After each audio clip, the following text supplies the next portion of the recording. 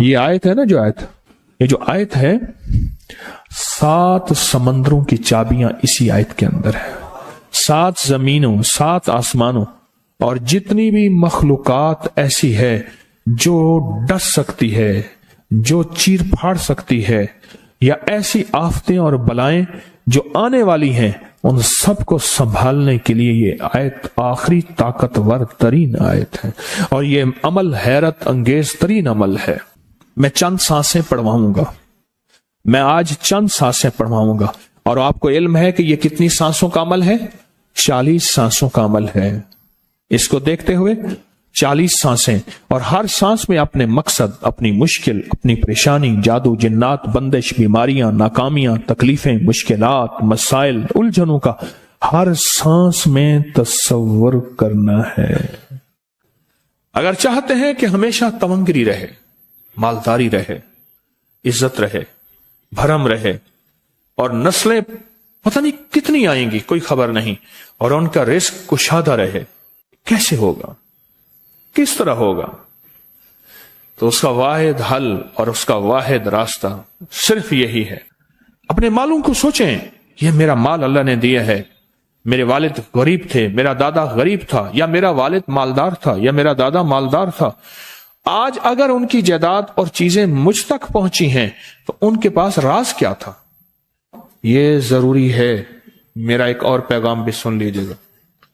یہ ضروری ہے کہ اپنی نسلوں کو فقیر اور غریب اور منگتا چھوڑ کے نہیں جانا. جتنی استطاعت ہو ان کے لیے اتنا جائیداد، پراپرٹی، مال، کوئی رزق کو چھوٹا سا چھوڑ کے جانا ضروری ہے. اپنی نسلوں کو خالی چھوڑ کے نہ جانا. اگر وسائل ہیں، حلال کے راستے ہیں، اگر نہیں ہیں تو کوشش کرتے رہیں. اللہ کا مال اللہ کے ذمہ ہے، اللہ کا نظام اللہ کے ذمہ ہے.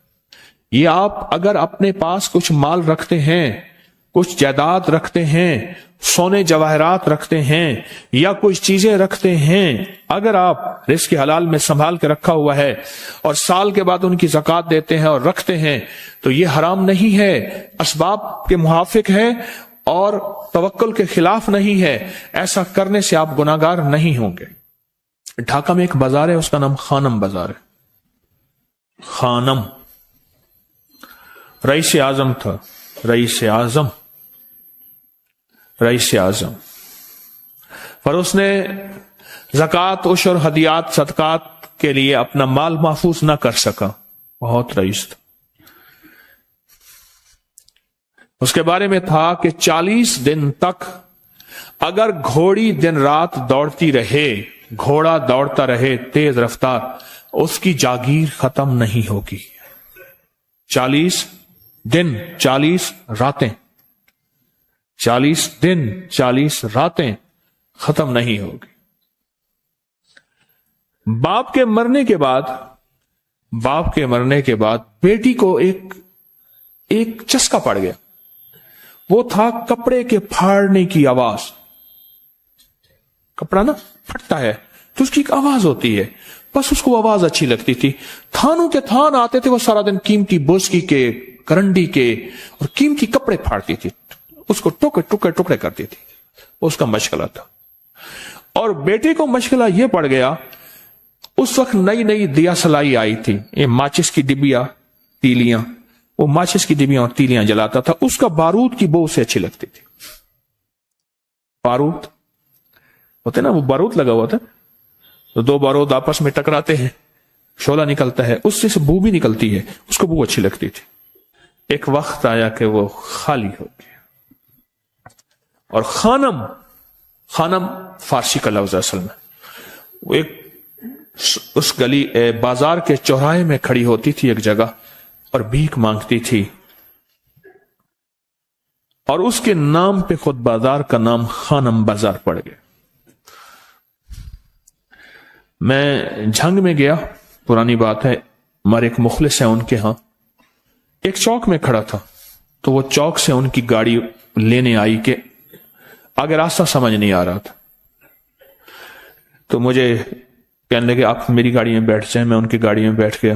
مجھ سے کہنے لگے یہ جو چوک ہے نا، فلاں فلاں، میں نام نہیں لیتا، فلاں فلاں، اس کی اتنی جاگیر تھی کہ 3 دن 3 راتیں گھوڑی دوڑتی رہتی تھی، ختم نہیں ہوتی تھی. اور پھر ان کی نسلوں میں کوئی ایسا آیا اور خود اس کو کوئی ایسی چیز پڑ گئی کہ ایک وقت تھا اسی چوک پہ کھڑے ہو کے بھیک مانگتا تھا. اور ایک دفعہ سخت سردی تھی، بھیک مانگ رہا تھا، سردی میں ٹھٹر گیا اور ٹھٹر کے تو میں چھپ گئے جیسے آج کل سردی ہے. رات کو وہیں مر کے پڑا تھا. صبح اٹھایا، کچھ لوگوں نے چندہ کر کے کفن دے کے دفن کر دیا. میرے حضور کا فرمان ہے اپنے مالوں کو زکوٰۃ کے ذریعے محفوظ کرو، محفوظ کر لو.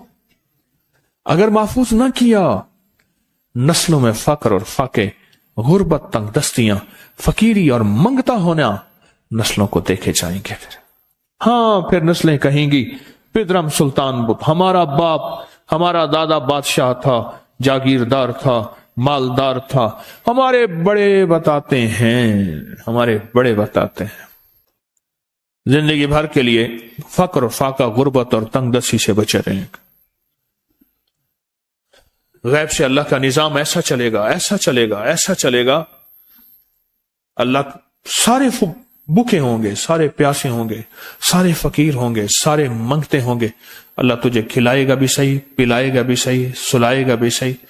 عزت کے تکیے، عزت کے لقمے، عزت کے جام، عزت کے جام. مالک بن دینار رحمت اللہ علیہ کے پاس ایک بندہ ہدیہ لے کے آیا. اللہ کے ولی تھے. حضرت ہدیہ قبول فرمائے. آپ قبول فرما لیتے تھے، کسی کا نہیں کرتے تھے. میں نہیں لیتا، تیرا رزق حلال نہیں ہے. دیکھ کے فرما دی، تیرا رزق حلال نہیں. دیکھ کے فرمایا تیرا رزق حلال نہیں. انہیں حضور حلال ہے، فرمایا نہیں ہے. تو اچھا فرمایا ایسا کر، یہ رزق لے جا جو مجھے ہدیہ دیتا ہے. تجھے سب سے زیادہ جو مستحق ضرورت مند ملے اس کو دے. دینے کے بعد پھر اس کا پیچھا کر. وہ ان پیسوں سے کرتا کیا ہے؟ اب مرشد کا حکم تھا، فرمان تھا، کیا. دیکھا تو ایک لولا، لنگڑا، اپاہج، معذور، اندھا، کانا، کپڑے خستہ حال، بالکل بے بس، اور بھیک مانگ رہا ہے. اس کا دل نرم ہوا اور کہا کہ اس سے بڑا ضرورت مند پھر کوئی نہیں ہے. اس کو جا کے مال دیا، پیچھا کیا. چلتے چلتے چلتے اس نے جا کے آگے گیا تو نہ وہ لولا تھا، نہ وہ لنگڑا تھا، نہ وہ کندھا تھا، کانا تھا، نہ وہ اندھا تھا، کچھ بھی نہیں تھا. بالکل ٹھیک ٹھاک ہو گیا اور یہ حیرت سے دیکھ رہا ہے. کرتے کرتے جا کے اس نے ان پیسوں سے حرام کام کیا. خاموشی سے آ گئے، آپ کا فرمان ٹھیک ہے، میں اب یہ میرے پیسے لے. یہ جا کے کسی ایسے بندے کو دے جو تجھے سب سے زیادہ مالدار نظر آتا ہو، خوشحال نظر آتا ہو، بہترین نظر آتا ہو. اب پیسے لے لیے. اب دیکھا تو ایک صاحب ہے، بڑے قیمتی گھوڑے پہ، لاجواب پوشاک ہے اور بہت اچھی حالت ہے ان کی، بہت اچھی حالت. سوچا کہ حضرت نے فرمایا تھا کہ سب سے زیادہ خوشحال کو دینا. اس کو جا کے پیسے دیے، اس نے لے لیے. اب اس کا پیچھا کیا. وہ ایسی دکان پہ گیا جہاں سے راشن لیا جاتا ہے. اس نے تھوڑا تھوڑا راشن لیا. حیران ہو گئے، اتنا مالدار آدمی ہے، ایسے راشن لے رہا ہے جیسے کوئی بندہ روز کی آئے روز کی کھائے، اتنا ضرورت مند. اس کا پیچھا کیا. ایک پرانی حویلی تھی، ایک پرانا محل نما ایک گھر تھا، ٹوٹا پھوٹا. اس کا جا کے دروازہ کھٹکھٹایا. ابھی اندر جانے ہی لگا تھا تو اس نے لگام پکڑ لی. اس نے دیکھا تو ہے تو وہی جس نے آج میری مدد کی ہے. کہا تجھے اللہ کا واسطہ ہے، اب مجھے اپنے حالات بتا دے. تو کہنے لگا تو نے جس کا واسطہ دیا ہے اور پھر تو نے میری آج مدد کی ہے، میں نے آج تک اپنے حالات کسی کو نہیں بتایا. میں رئیس اعظم تھا. تلک الایام نداولها بین الناس. اللہ کی طرف سے آزمائش آ گئی اور فقر، فاقہ، غربت، تنگ دستی ختم، ہر چیز ختم ہو گئی. कई दिनों से मैं भी भूखा हूं, मेरा घोड़ा भी भूखा है, और ये मैंने कपड़े संभाल के रखे हुए हैं, ये एक लिबास है रखा हुआ है, बाहर इसी लिबास में निकलता हूं, किसी को यह शक ना पड़ जाए ये भूखा है, ये फक्र की हालत में है, ये गुर्बत की हालत में है। मेरे हाल से कोई सवाल का दरवाजा ना खोले, गौर से समझेगा। मेरे हाल से कोई सवाल का दरवाजा ना खुले, मैं ऐसा हाल बनाऊं लोग मुझे सवाली समझें, कि कुछ लोग जुबान से सवाली नहीं होते। मेरे आका का फरमान है, अपनी बीमारियों का सदके के जरिए इलाज करो। और सदका, यह सारा वाकया सुनाने का मकसद, तलाश करो, ज़कात तलाश करो, किसको देनी है, कौन जरूरतमंद है, कौन ऐसा है जिसको बज़ाहिर लोग मालदार समझते हैं, अंदर से खाली है, खोखला है। हुआ ये, एक खैर के काम के लिए पैसे जमा करने थे, खैर के काम के लिए। उस वक्त 24,000 था, बहुत बड़ी रकम थी, 24,000 मुझे चाहिए था। तो कहने लगे कि मैंने सोच के कहां से ले आऊं, है नहीं, रोज कमाता हूं, बच्चों ठीक हैं, घर पल रहा, दूध लाता हूं, बेचता हूं, एक निजाम है मेरी, सर्दी गर्मी बारिश तूफान की तरतीब चल रही है, कहां से लाऊं। तो कहने लगे, ख्याल आया ये मोटरसाइकिल न बेच दूं। फौरन उठा, मोटरसाइकिल ले गया।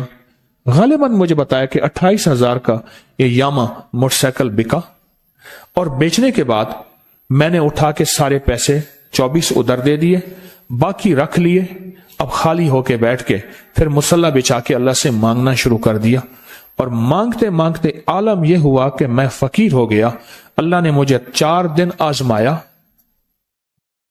वो उसने अल्फाज जो इस्तेमाल किए ना, पंजाबी का लफ्ज, वो अल्लाह ने ना 4 दिन मनु दब के रखे।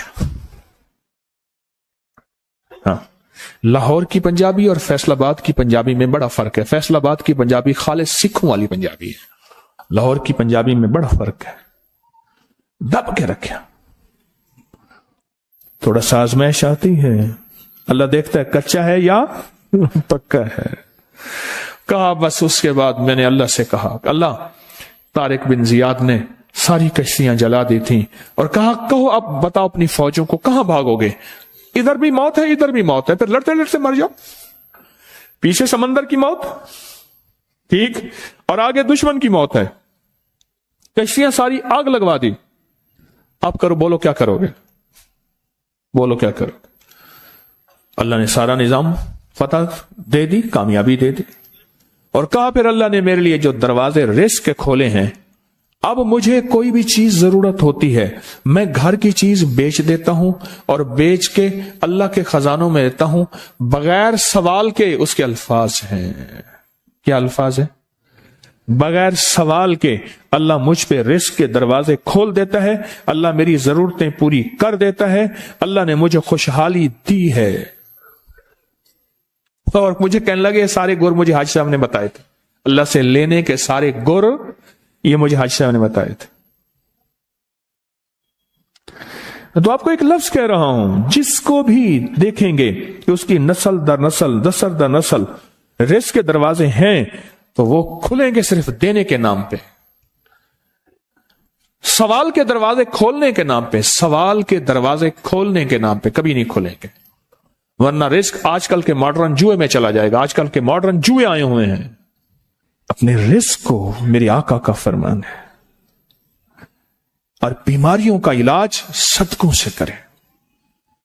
और सदके से मुराद सिर्फ बकरा नहीं, सदके से मुराद सिर्फ सिरिया नहीं, सदके से मुराद काले मूंग नहीं, सदके से मुराद तेल सुइयां नहीं, सदके से मुराद, ये मैं मुख्तलिफ आपको तक अंदाज बता रहा हूं। यहां LOS है लाहौर के साथ, ये पहले नहीं बना था, नाला था, नाले के इधर एक समनाबाद की तरफ सड़क जा रही है, पुरानी बात है। वहां कुछ बंदे ने किताबें लगाई हुई थी, बंदे ने किताबें लगाई हुई थी।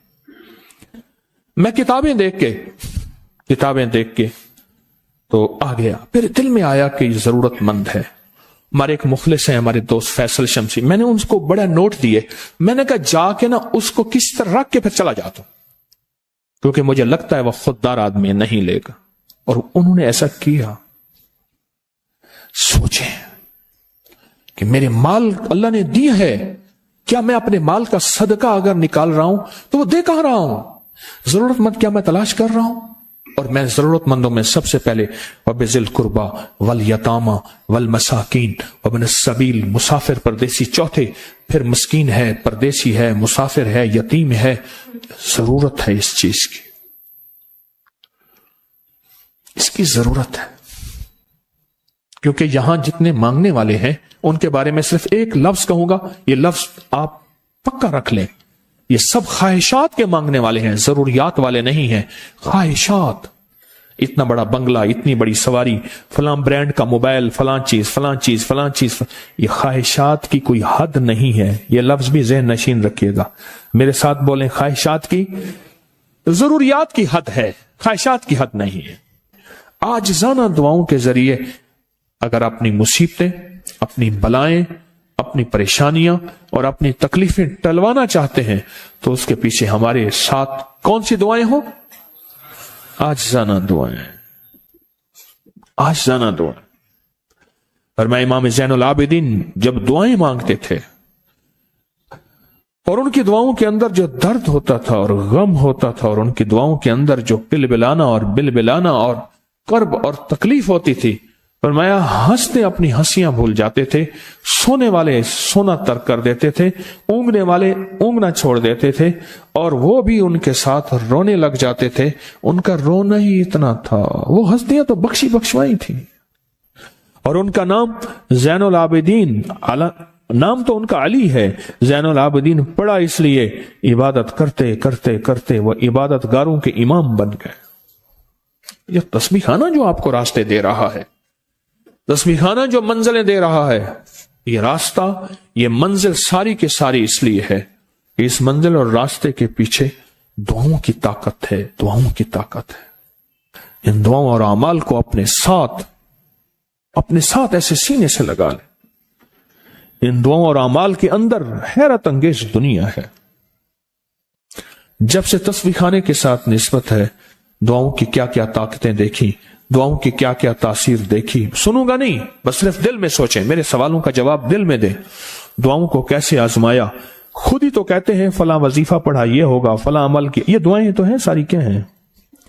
ساری میری حدیثیں، میرے آقا کا فرمان دعائیں، سارا قرآن دعائیں، ساری تسبیحاں دعائیں، اور سارے دل سے گڑ گڑانے والے لفظ وہ جسی زبان میں بھی ہوں، جس کلام میں بھی ہوں، وہ سب دعائیں ہیں۔ اللہ کو یہ مانگنا پسند ہے۔ اللہ کہتا ہے پھر وہ مصیبتیں جو کھجور کے درختوں سے نیچے آ چکی ہوتی ہیں، میں ان کھجوروں کو بھی، ان درختوں کو بھی، ان مصیبتوں کو بھی ٹال دیتا ہوں، اور وہ مصیبتیں جو تیری آنکھیں نے دیکھ چکی ہیں ان کو بھی ٹال دیتا ہوں، اور وہ بلائیں آفات جو زندگی میں تیرے سامنے ہیں ان کو بھی ٹال دیتا ہوں۔ یہ ساری بلائیں اور آفات اور یہ ساری تکلیفیں میں اس وقت ٹال دیتا ہوں جب تیری دعاؤں کی طاقت تیرے سامنے آ کے کھڑی ہوتی ہے، کیونکہ دعاؤں کی ایک طاقت ہے، دعاؤں کی ایک تاثیر ہے، دعاؤں کا ایک حصار ہے، دعاؤں کا ایک کوٹ ہے، اور دعاؤں کا ایک قلعہ ہے، اور دعائیں ایک ڈیفنس وال ہیں، اور دعائیں حفاظت کا نظام ہے، اور دعاؤں سے آفتیں، بلائیں، مصیبتیں، تکلیفیں ایسی ٹل جاتی۔